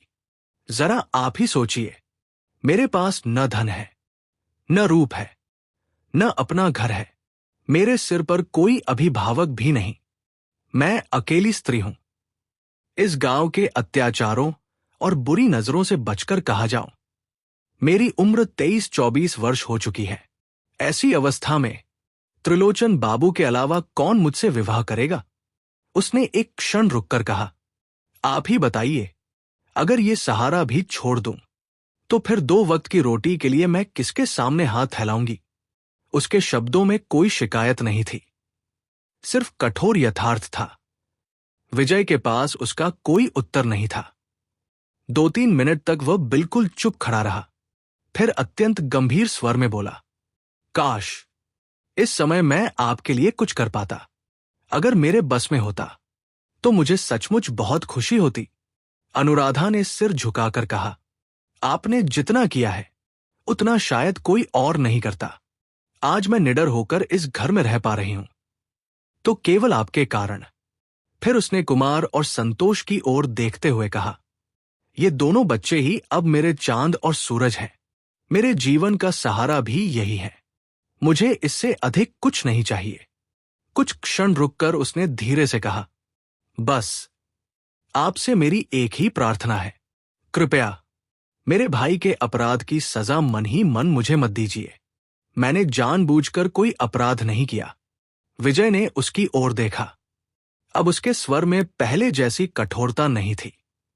उसने शांत भाव से कहा, यह बात अब मैं समझ चुका हूं। आपको अपने बारे में और कुछ कहने की जरूरत नहीं है। इतना कहकर वह धीरे धीरे वहां से बाहर चला गया। कुछ दिन बाद कलकत्ता से सामान आया। टोकरी में ताजी सब्जियां थी, फल थे और कुछ मिठाइयां भी थी। विजय ने नौकर से कहा, इन्हें रसोई के सामने रख दो। फिर दरवाजे की ओर देखकर ऊंची आवाज में बोला, अंदर है ना? भीतर से वही मधुर स्वर सुनाई दिया, जी हूं। विजय हल्का सा मुस्कुराया, फिर बोला, एक मुश्किल आ गई है। आपको बुलाओ तो किस नाम से बुलाऊं? हमारे समाज में होता तो आराम से मिस चटर्जी या मिस अनुराधा कह देता, लेकिन यहां ऐसा कहना ठीक नहीं लगता। और आज तो दोनों लड़के भी कहीं दिखाई नहीं दे रहे, वरना उनमें से किसी से कह देता कि अपनी मौसी को बुला दो। अब आप ही बताइए, मैं आपको किस नाम से पुकारूं? इतना सुनकर अनुराधा दरवाजे तक आ गई। हल्की मुस्कान के साथ बोली, आप मालिक हैं, मुझे राधा कहकर बुला लिया कीजिए। विजय ने मुस्कुराते हुए सिर हिलाया, नाम लेकर बुलाने में मुझे कोई आपत्ति नहीं है, लेकिन सिर्फ इसलिए नहीं कि मैं इस घर का मालिक हूं। मालिकाना हक तो पहले गगन चटर्जी पर था, और वे तो सब कुछ छोड़कर चले गए। फिर आप मुझे बार बार मालिक क्यों कहती हैं? आपको इसकी क्या जरूरत है? भीतर से अनुराधा का शांत स्वर आया, ऐसा मत कहिए, आप इस घर के मालिक हैं और रहेंगे भी। विजय हल्के से मुस्कुराया, फिर बोला, उस अधिकार का दावा मैं नहीं करता। हां, एक अधिकार जरूर है मेरे पास। मैं उम्र में आपसे बड़ा हूं। अगर मैं आपको नाम लेकर पुकारूं तो क्या आपको बुरा लगेगा? अनुराधा ने धीरे से सिर झुका लिया। उसकी आवाज पहले की तरह शांत थी। नहीं, मुझे बुरा क्यों लगेगा? इतना कहकर वो फिर दरवाजे की ओट में खड़ी हो गई। विजय ने उसी क्षण महसूस किया कि चाहे वो कितनी भी सहजता से बात करने की कोशिश करे, अनुराधा हर बार एक अदृश्य दूरी बनाए रखती है। वो सामने आने से बचती है और हर उत्तर सम्मान के साथ देती है, मगर हमेशा दरवाजे की ओट से, जैसे अपने और उसके बीच एक मर्यादा की रेखा खींच रखी हो। विजय ने बात बदलते हुए कहा, घर से कुछ सब्जियां, फल और मिठाइयां आई हैं। ये टोकरी रख लीजिए, लड़कों के काम आ जाएंगी। अनुराधा ने तुरंत विनम्र स्वर में कहा, नहीं, ऐसा मत कीजिए। विजय हल्का सा मुस्कुराया, क्यों? मेरा रसोइया ठीक से खाना बनाना नहीं जानता। दोपहर से देख रहा हूं, चादर ओढ़े पड़ा है, कहीं उसे बुखार ना आ गया हो। अगर सचमुच बीमार पड़ गया तो बड़ी मुश्किल हो जाएगी। अनुराधा ने शांत स्वर में कहा, लेकिन हमारे गांव में तो मलेरिया नहीं होता। फिर भी अगर वो उठ न सका तो आपका खाना कौन बनाएगा? विजय ने सहज भाव से उत्तर दिया, उसकी चिंता मत कीजिए, आज की बात तो जैसे तैसे निकल जाएगी। कल सुबह कोई उपाय सोच लेंगे। वैसे भी कुकर साथ लाया हूं, जरूरत पड़ी तो नौकर से ही कुछ बनवा लूंगा। अनुराधा ने फिर पूछा, फिर भी आपको तकलीफ तो होगी? विजय ने मुस्कुराकर कहा, मुझे तकलीफ सहने की आदत है। हां, अगर कुमार को तकलीफ होती तो जरूर दुख होता, लेकिन उसका भार तो आपने अपने ऊपर ले ही रखा है। फिर उसने पूछा, आज क्या बना रही है? जरा टोकरी खोल कर देखिए, शायद कोई चीज काम आ जाए। अनुराधा ने धीरे से कहा, काम तो आएगी, लेकिन आज मुझे खाना नहीं बनाना है। विजय चौंक पड़ा। क्यों? अनुराधा ने चिंता भरे स्वर में कहा, कुमार का शरीर कुछ गर्म लग रहा है। अगर रसोई बनाऊंगी तो खाने की जिद करेगा। दोपहर का थोड़ा बहुत खाना बचा है, उसी से आज संतोष का काम चल जाएगा। विजय का चेहरा गंभीर हो गया। कुमार को बुखार है, वो कहाँ है? अनुराधा ने उत्तर दिया, मेरे बिस्तर पर लेटा है, संतोष के साथ बातें कर रहा है। आज कह रहा था कि बाहर नहीं जाएगा, यही मेरे पास सोएगा। विजय के चेहरे पर हल्की मुस्कान आ गई। वह बोला, सोने दीजिए, लेकिन इतना लाड़ प्यार भी ठीक नहीं। कहीं ऐसा न हो कि फिर मौसी को छोड़कर अपने घर ही न जाना चाहे, तब तो नई मुसीबत खड़ी हो जाएगी। अनुराधा ने पूरे विश्वास से कहा, ऐसा नहीं होगा। कुमार बहुत समझदार बच्चा है, वो किसी की बात नहीं टालता। विजय हंस पड़ा, ये तो आप जानती हैं, लेकिन मैंने तो सुना है वो आपको कम परेशान नहीं करता। इस बार अनुराधा कुछ पल चुप रही। फिर उसके होठों पर हल्की मुस्कान आई। हां, परेशान तो करता है, लेकिन सिर्फ मुझे और किसी को नहीं। उसकी इस सहज बात पर विजय भी मुस्कुरा दिया। फिर गंभीर होकर बोला, आज तो मौसी सब सह लेती है, लेकिन हमेशा ऐसा नहीं होगा। उसकी ताईजी तो उसे इतना सिर पर नहीं चढ़ाएंगी। और अगर कभी उसके जीवन में सौतेली मां आ गई तो शायद वो उसकी ये आदतें बिल्कुल भी सहन न करे। तब सबसे ज्यादा कष्ट उसी बच्चे को होगा। अनुराधा का स्वर अचानक बदल गया। उसमें ममता भी थी और एक अनकहा दर्द भी। वह बोली, जिस बच्चे के भाग्य में ऐसी सौतेली मां लिखी हो, उसे घर ही क्यों लाना चाहिए? विजय हल्का सा मुस्कुराया। फिर बोला, उसे कोई लाना नहीं चाहता, राधा। लेकिन जब किसी बच्चे का भाग्य रूठ जाता है तो सौतेली मां अपने आप घर आ जाती है। और तब उस बच्चे को बचाने के लिए उसे किसी मौसी का ही सहारा चाहिए होता है। वो कुछ क्षण रुका, फिर धीमे स्वर में बोला, हां, अगर वह मौसी उसे अपनाने को तैयार हो। अनुराधा ने बिना एक पल सोचे उत्तर दिया, जिस बच्चे की मां नहीं होती उसे मौसी कभी नहीं छोड़ती। चाहे उसे कितने ही कष्ट क्यों न उठाने पड़े, वो उसे अपने बच्चे की तरह पालती है और बड़ा करती है। उसकी आवाज में ऐसा स्नेह था कि विजय कुछ क्षण तक चुपचाप उसे सुनता रह गया। उसे पहली बार लगा कि इस घर की सबसे बड़ी दौलत न ये पुराना मकान है, न बीता हुआ वैभव, बल्कि ये स्त्री है जो अपने दुहकों के बीच भी दूसरों के लिए ममता का दीपक जलाए हुए है। विजय कुछ क्षण वही खड़ा रहा, फिर जैसे किसी विचार से बाहर आया, धीरे से बोला, याद रखूंगा। इतना कहकर वह मुड़ गया, लेकिन 2-4 कदम चलने के बाद फिर लौट आया। इस बार उसके स्वर में पहले जैसी कठोरता नहीं थी। वो कुछ झिझकते हुए बोला, अगर मेरी बात आपको अभद्र न लगे तो एक बात पूछूं? अनुराधा ने शांत स्वर में कहा, पूछिए। विजय कुछ पल चुप रहा, फिर बोला, कुमार की चिंता तो मुझे बाद में भी नहीं होगी। उसका पिता जीवित है। आप उसे चाहे जितना कठोर समझती हो, लेकिन वो उतना निष्ठुर नहीं है। मगर संतोष, उसके तो मां बाप दोनों ही इस दुनिया में नहीं रहे। कल अगर आपका विवाह हो गया और त्रिलोचन बाबू के घर उसके लिए जगह न हुई तो उसका क्या होगा? क्या आपने कभी इस बारे में सोचा है? कुछ पल तक अनुराधा बिल्कुल शांत रही, फिर बहुत सहज स्वर में बोली, जब मौसी के लिए उस घर में जगह होगी तो भांजे के लिए क्यों नहीं होगी? विजय ने धीरे से सिर हिलाया। होनी तो चाहिए, लेकिन जितना मैं त्रिलोचन बाबू को समझ पाया हूं उतना भरोसा मुझे नहीं होता। इस बार अनुराधा ने तुरंत उत्तर नहीं दिया। वो कुछ देर सोचती रही, फिर दृढ़ लेकिन बिल्कुल शांत स्वर में बोली, अगर ऐसा हुआ तो पेड़ के नीचे ही सही, हम दोनों के लिए जगह होगी। आसमान के नीचे रहने से कोई रोक नहीं सकता। उसकी आवाज में न शिकायत थी, न भय, सिर्फ एक अडिग विश्वास। विजय उसके उत्तर को सुनकर कुछ क्षण तक उसे देखता रहा, फिर हल्की मुस्कान के साथ बोला, ये बात सचमुच एक मौसी ही कह सकती है, लेकिन मैं ऐसा होने नहीं दूंगा। अगर कभी ऐसी नौबत आई तो संतोष को मेरे पास भेज दीजिएगा। वो कुमार का साथी है। अगर मैं कुमार को योग्य इंसान बना सकता हूं तो संतोष को भी वैसा ही बना दूंगा। अनुराधा ने कोई उत्तर नहीं दिया।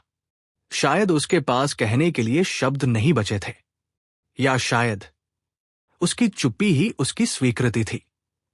कुछ देर प्रतीक्षा करने के बाद विजय धीरे धीरे वहां से बाहर चला गया। करीब 2-3 घंटे बीत गए। संध्या अब पूरी तरह रात में बदल चुकी थी।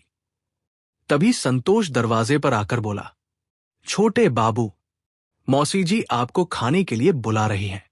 विजय ने उसकी ओर देखा। अच्छा, चलता हूं। संतोष आगे आगे चल पड़ा। विजय उसके पीछे पीछे रसोई घर तक पहुंचा। रसोई के भीतर एक साफ आसन बिछा हुआ था। वह बैठ गया। चारों ओर नजर दौड़ाकर बोला, आज तो किसी तरह रात कट ही जाती। आपने इतनी तकलीफ क्यों उठाई? अनुराधा पास ही खड़ी थी। उसने केवल हल्की सी मुस्कान दी, उत्तर नहीं दिया। विजय की नजर सामने रखे भोजन पर पड़ी। व्यंजन बहुत अधिक नहीं थे, सादा भोजन था, लेकिन हर पकवान में अपनापन घुला हुआ था, जिस स्नेह और सावधानी से उन्हें बनाया और परोसा गया था वह बिना कुछ कहे ही दिखाई दे रहा था। एक कौर मुंह में रखते हुए विजय ने पूछा, कुमार ने क्या खाया? अनुराधा ने उत्तर दिया, साबूदाना पीकर सो गया। विजय मुस्कुराया, आज जिद नहीं की उसने? अनुराधा भी हल्का सा हंस पड़ी, नहीं, आज तो बिल्कुल शांत रहा। कह रहा था कि आज मेरे पास ही सोएगा। बस इसी खुशी में बिना जिद किए सो गया। विजय ने मुस्कुराकर कहा, उसने आपकी गृहस्थी में अच्छी खासी हलचल मचा दी है। हालांकि इसमें मेरा कोई दोष नहीं, वो तो खुद ही चुपचाप आपके घर का सदस्य बन बैठा। अनुराधा ने भी मुस्कुराकर कहा, मैं भी तो यही सोचती हूं। विजय ने धीरे से पूछा, लगता है जब वह यहां से जाएगा तो आपको बहुत दुख होगा। इस बार अनुराधा कुछ देर तक चुप रही, फिर बहुत धीमे स्वर में बोली, उसे अपने साथ ले जाने से पहले आपको मुझसे एक वचन देना होगा। विजय ने आश्चर्य से पूछा, कैसा वचन? यही कि आप हमेशा इस बात का ध्यान रखेंगे, उसे किसी बात का कष्ट न हो। विजय ने हल्की सी सांस ली, फिर मुस्कुराकर बोला, वचन तो दे सकता हूं, लेकिन निभा पाऊंगा या नहीं ये नहीं जानता। ज्यादातर समय काम में ही उलझा रहता हूं। कहीं ऐसा न हो अनजाने में अपना ही वचन निभा न सकूं। अनुराधा ने बिना एक पल रुके कहा, तो फिर उसे मेरे ही पास छोड़ जाइए।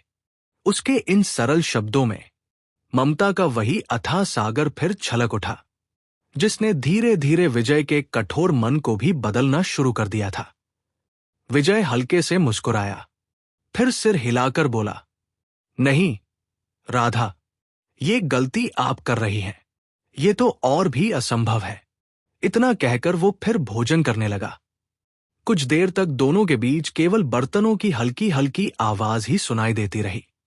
फिर अचानक खाते खाते विजय बोला, वैसे भाभी और घर की बाकी स्त्रियों के यहां आने की बात चल रही थी, लेकिन अब लगता है वे शायद नहीं आएंगी। अनुराधा ने सहज जिज्ञासा से पूछा, क्यों? विजय मुस्कुराया। जिस उत्साह में उन्होंने आने की बात कही थी वो शायद अब नहीं रहा। शहर के लोग गांव की ओर जल्दी कदम नहीं बढ़ाते। फिर उसने हल्के स्वर में कहा, एक तरह से अच्छा ही हुआ, मैं अकेला ही आपको इतनी असुविधा दे रहा हूं। अगर वे सब भी आ जाती तो आपकी परेशानी और बढ़ जाती। इस बार अनुराधा ने तुरंत उत्तर दिया। उसके स्वर में विनम्रता भी थी और आत्मसम्मान भी। वह बोली, ऐसी बात मत कहिए, ये घर मेरा नहीं आपका है। मैं तो केवल आपकी दया से यहां ठहरी हूं। अगर आपके अपने लोग यहां आते और मैं उसे अपनी असुविधा समझती तो उससे बड़ा अन्याय मेरे लिए और क्या होता। आपने मुझ पर जितनी कृपा की है, क्या उसका बदला मैं इस तरह दूंगी? उसकी बात सुनकर विजय कुछ क्षण के लिए निरुत्तर रह गया। आज पहली बार उसने महसूस किया कि ये गांव की सीधी सादी लड़की जितनी कम बोलती है उतनी ही गहराई से सोचती भी है। कुछ देर बाद उसने धीरे से कहा, हां, गलती मेरी ही थी। मुझे ऐसा नहीं कहना चाहिए था। जिन लोगों के बारे में ऐसी बात कही जा सकती है, आप उनमें से नहीं हैं। फिर उसने गहरी सांस ली। अब शायद 2-3 दिन में मैं वापस कलकत्ता लौट जाऊंगा। यहां आने के बाद शुरुआत में मैंने आपके साथ बहुत कठोर व्यवहार किया, लेकिन तब मैं आपको जानता नहीं था। दुनिया में अक्सर ऐसा ही होता है, बिना किसी को समझे हम उसके बारे में निर्णय बना लेते हैं। फिर भी जाने से पहले मैं अपने उस व्यवहार के लिए दिल से आपसे क्षमा मांगता हूं। अनुराधा के होठों पर हल्की सी मुस्कान आ गई। वह बोली, क्षमा आपको नहीं मिल सकती। विजय ने आश्चर्य से पूछा, क्यों? अनुराधा मुस्कुराई। अब तक आपने जितने अत्याचार किए हैं उनकी क्षमा इतनी आसानी से नहीं मिलेगी। इतना कहकर वह खिलखिलाकर हंस पड़ी। दीपक की मध्यम लौ उसके चेहरे पर पड़ रही थी। उस सहज हंसी में न शिकायत थी न कटुता, बस एक हल्की सी शरारत थी। विजय अनायास ही उसे देखता रह गया। उस क्षण उसे लगा कि पहली बार अनुराधा सचमुच हंसी है, और उसकी उस निष्कपट हंसी ने एक पल के लिए विजय के मन में जैसे कोई अनजानी हलचल पैदा कर दी। कुछ क्षण बाद उसने मुस्कुराकर कहा, तो ठीक है, मुझे क्षमा मत कीजिए। मैं चाहता हूं कि मैं आपको हमेशा एक अपराधी की तरह ही याद रहूं। दोनों फिर चुप हो गए। कुछ देर तक रसोई घर में गहरा सन्नाटा पसरा रहा। आखिरकार चुप्पी अनुराधा ने ही तोड़ी। उसने धीरे से पूछा, फिर आप दोबारा कब आएंगे? विजय ने उत्तर दिया, आना तो पड़ता ही रहेगा। काम के सिलसिले में बीच बीच में आता रहूंगा। फिर हल्की मुस्कान के साथ बोला, हां, शायद तब आपसे मुलाकात न हो सके। अनुराधा ने इस बार कुछ नहीं कहा।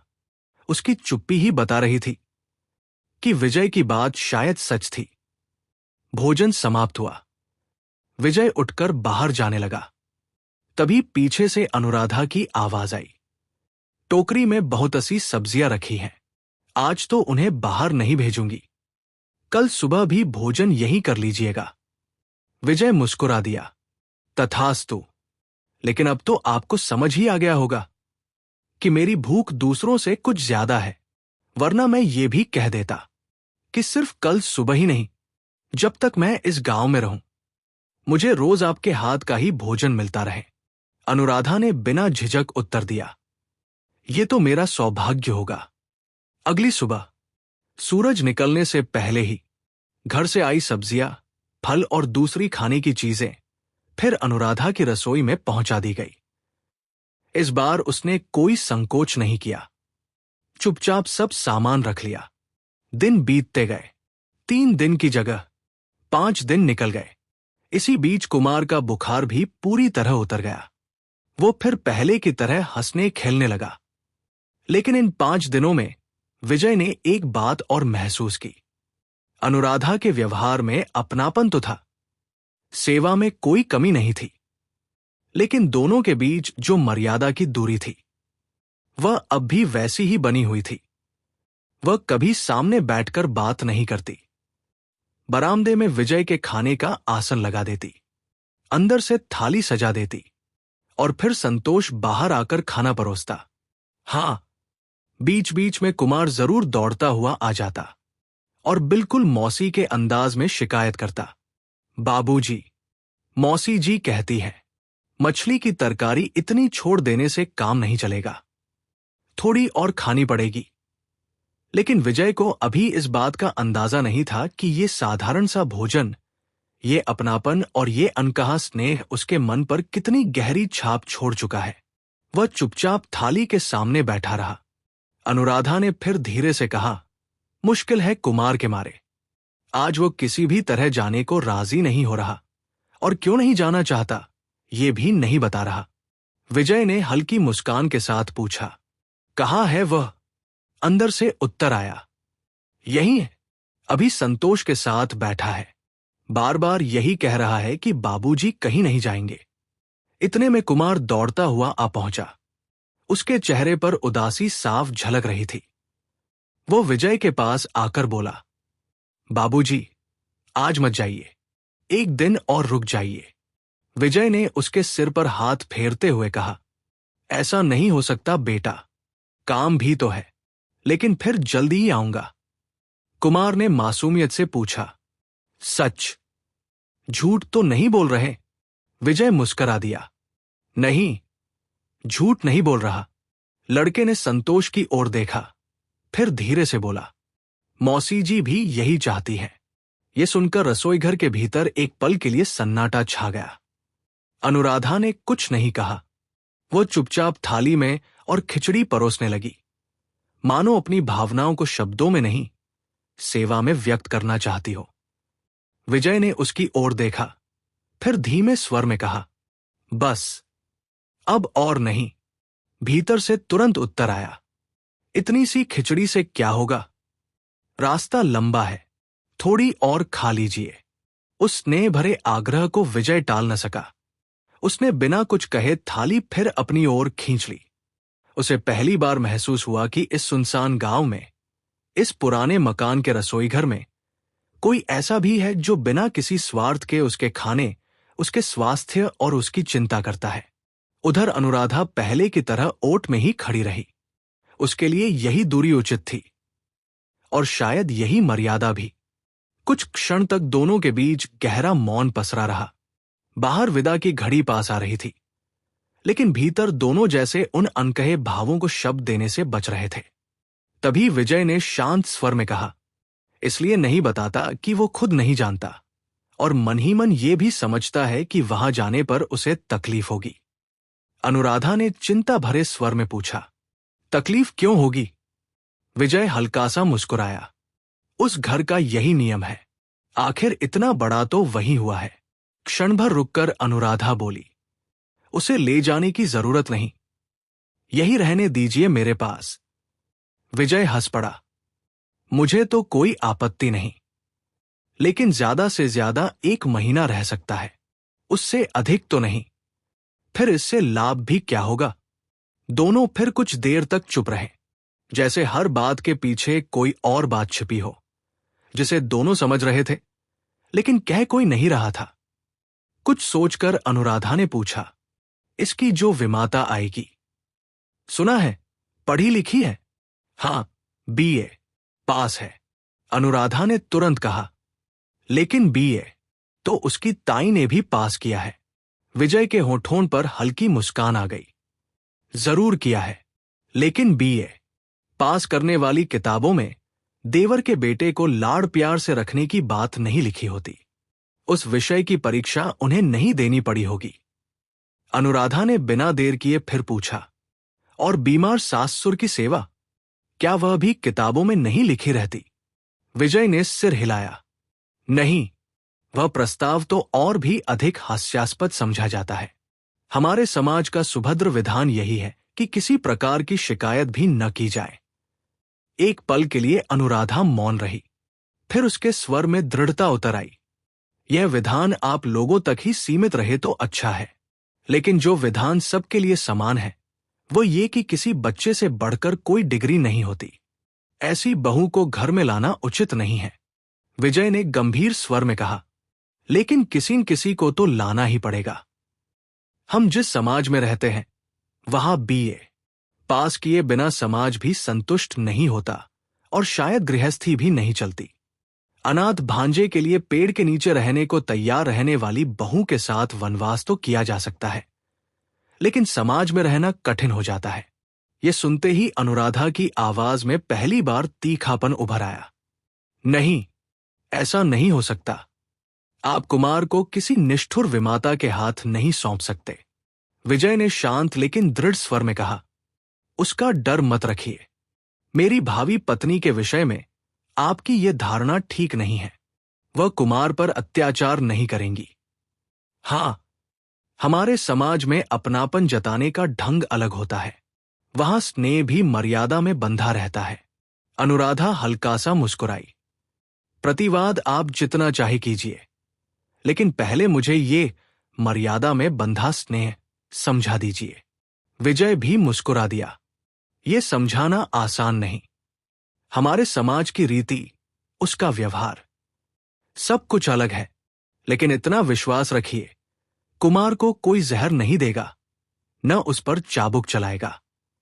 इसलिए इस बात को लेकर निश्चिंत रहिए। अनुराधा ने धीमे लेकिन गंभीर स्वर में कहा, मैं उनकी बात छोड़ देती हूं, लेकिन आप एक वचन दीजिए। कुमार की देखभाल आप स्वयं करेंगे। मेरी बस इतनी सी प्रार्थना है।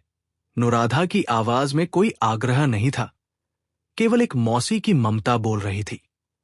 वो अपने लिए कुछ नहीं मांग रही थी, बस उस मासूम बच्चे का भविष्य उसके मन की सबसे बड़ी चिंता था।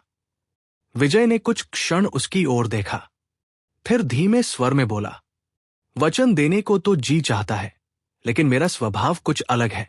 मेरी आदतें भी दुनिया से भिन्न हैं।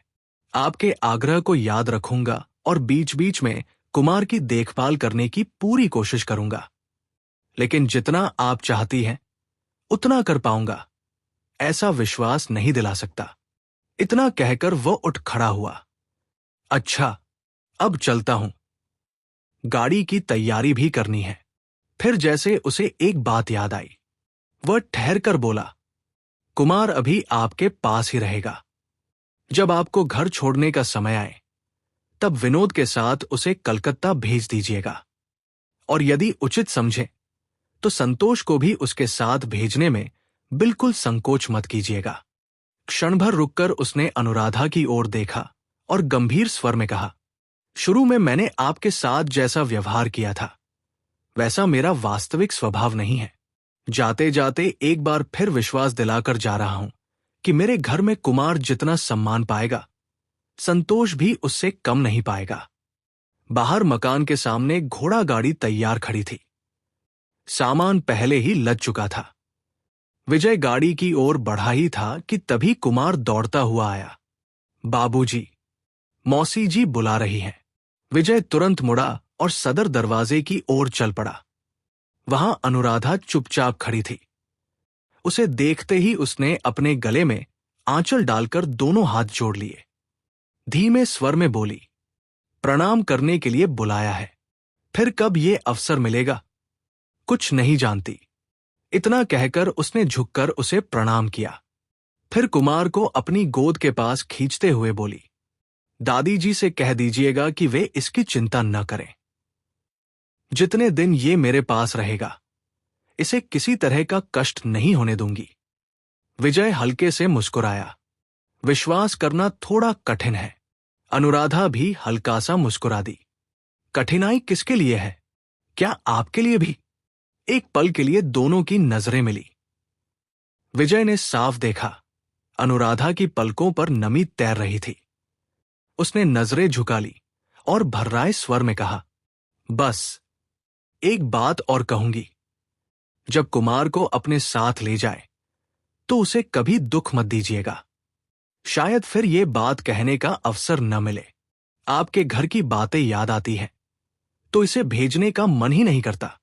विजय ने तुरंत उत्तर दिया, तो फिर मत भेजिए। इस बार अनुराधा ने कोई उत्तर नहीं दिया, केवल एक गहरी सांस लेकर चुपचाप खड़ी रह गई। कुछ क्षण बाद विजय बोला, जाने से पहले आपको आपका वचन फिर याद दिला दूं। आपने कहा था कि जब भी किसी चीज की जरूरत पड़ेगी मुझे पत्र लिखेंगी। अनुराधा ने शांत स्वर में कहा, मुझे याद है।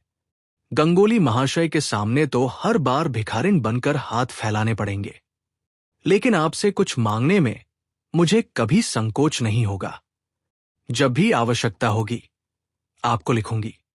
विजय ने सिर हिलाया। बस यही याद रखिए। वह जाने के लिए मुड़ा ही था कि अनुराधा ने उसे फिर पुकारा, लेकिन आप भी एक वचन दीजिए। विजय ठिठक कर रुक गया। कहिए, अगर कभी आपको किसी बात की आवश्यकता पड़े तो मुझे भी अवश्य बताइएगा। विजय मुस्कुराया। मुझे भला कैसी आवश्यकता पड़ेगी, अनुराधा? अनुराधा ने पहली बार बिना झिझक उसकी ओर देखा और बोली, ये मैं नहीं जानती, लेकिन मेरे पास देने को धन नहीं है, फिर भी तन और मन से सेवा तो कर सकती हूं। विजय ने धीमे स्वर में पूछा, और अगर मैं वो सेवा स्वीकार करूं? अनुराधा का उत्तर बिना किसी हिचक के आया, मुझे कोई भी रोक नहीं सकता। यहीं से कहानी एक नए मोड़ की ओर बढ़ने लगी। दोनों के बीच अभी तक कोई प्रेम स्वीकार नहीं हुआ था, लेकिन उनके मनों में एक दूसरे के लिए जो सम्मान, विश्वास और अपनापन जन्म ले चुका था, वो अब धीरे धीरे उनके जीवन की दिशा बदलने वाला था। कुमार को साथ न लाने की खबर सुनते ही घर पहुंचकर विजय की मां घबरा उठी। ये कैसी बात है रे, जिससे तेरी लड़ाई थी उसी के पास अपने बेटे को छोड़ आया। विजय ने शांत स्वर में उत्तर दिया, जिससे लड़ाई थी वो तो पता नहीं कहां गायब हो गया है। मां, तुम्हारा पोता अपनी मौसी के पास है, कुछ दिनों में वापस आ जाएगा। मां ने आश्चर्य से पूछा, अचानक ये मौसी कहां से आ गई? विजय हल्का सा मुस्कुराया, जैसे उसे पहले से ही इस प्रश्न की प्रतीक्षा हो। वह बोला, मां, भगवान के बनाए इस संसार में कौन, कहां और कब आकर जीवन का हिस्सा बन जाए, ये कोई नहीं जानता। वो उसी गगन चटर्जी की छोटी बहन है जो हमारे रुपए पैसे लेकर गायब हो गया। मैं तो उसे मकान से निकालने के लिए लाठी, दरबान और प्यादों के साथ गया था, लेकिन तुम्हारे पोते ने सारी लड़ाई ही खत्म कर दी। उसने अपनी मौसी का आंचल ऐसा पकड़ लिया कि अब दोनों को अलग करना आसान नहीं रहा।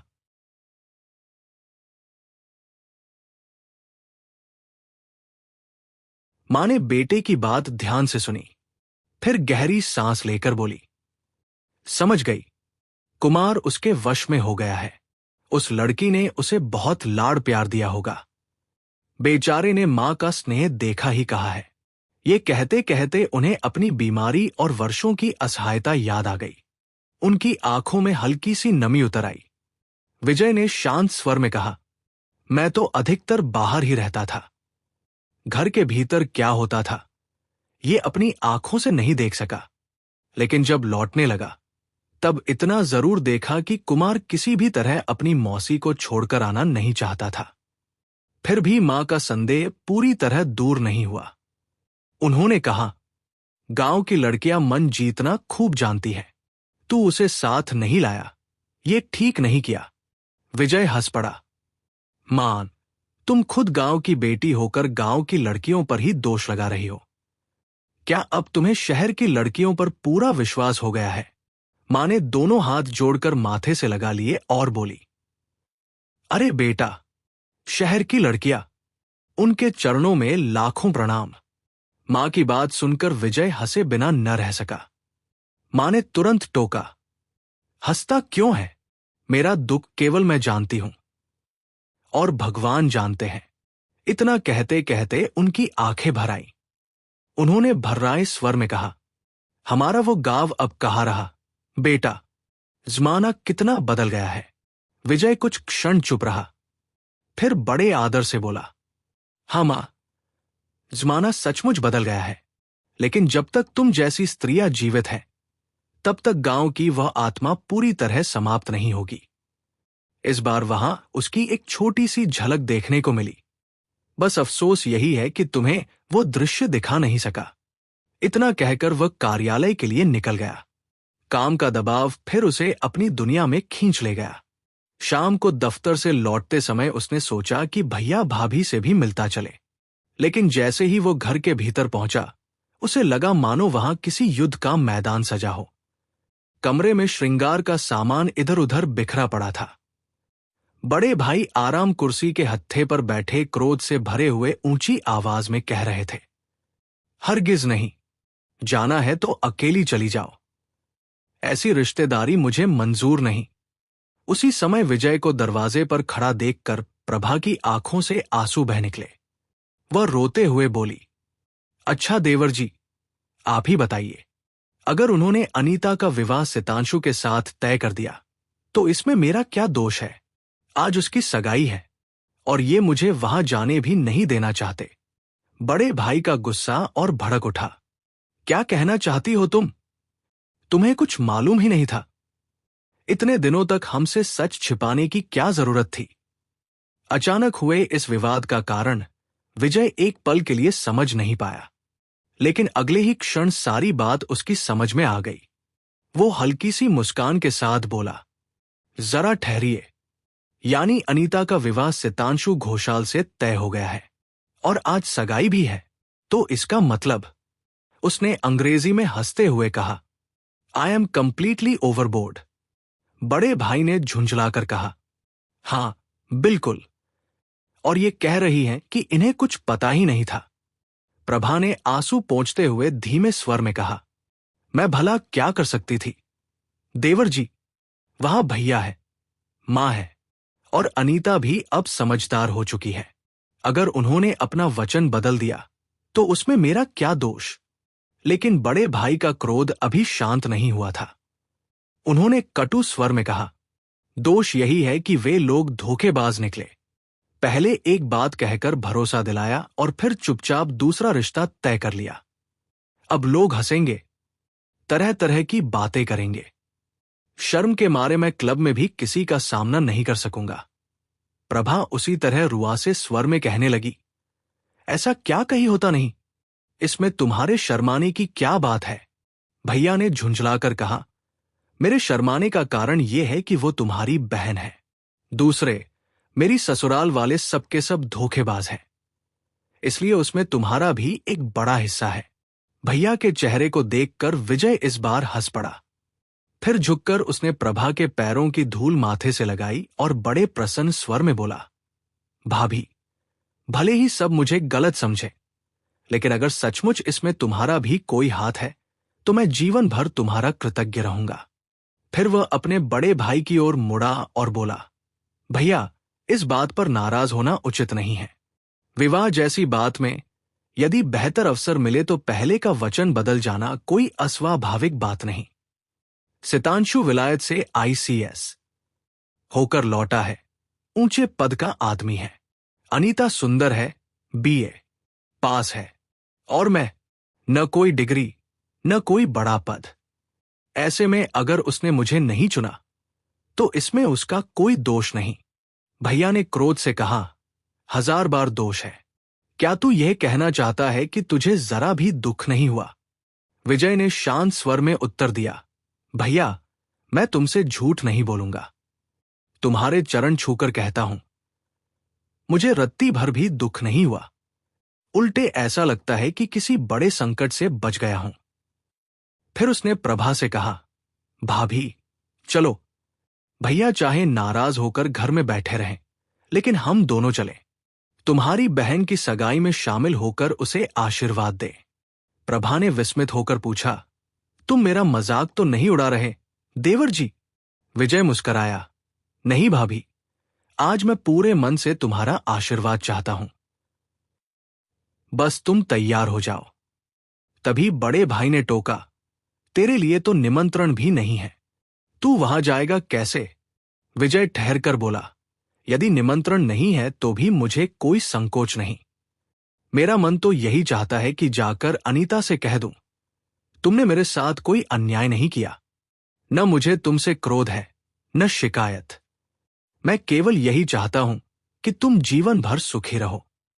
भाई भाभी दोनों आश्चर्य से उसका चेहरा देखते रह गए।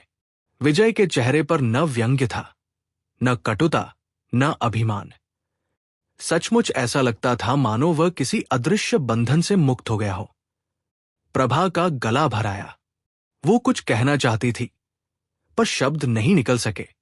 विजय ने धीरे से कहा, भाभी, आज अपनी सारी बात नहीं कह सकता, शायद कभी कह भी न सकूं, लेकिन अगर कभी वो दिन आया तो तुम स्वयं कहोगी, देवर जी, तुम सचमुच भाग्यवान निकले। बस मुझे अपना आशीर्वाद देती रहना। यहीं पर इस खूबसूरत और भावनाओं से भरी कहानी का समापन होता है। अगर आपको ये कहानी पसंद आई हो तो वीडियो को लाइक करें, चैनल को सब्सक्राइब करें और ऐसी ही बेहतरीन कहानियां सबसे पहले सुनने के लिए बेल आइकन जरूर दबाएं। अपनी राय हमें कमेंट में अवश्य बताइए। आपका एक एक सुझाव और प्यार हमें और भी अच्छी कहानियां आपके लिए लाने की प्रेरणा देता है।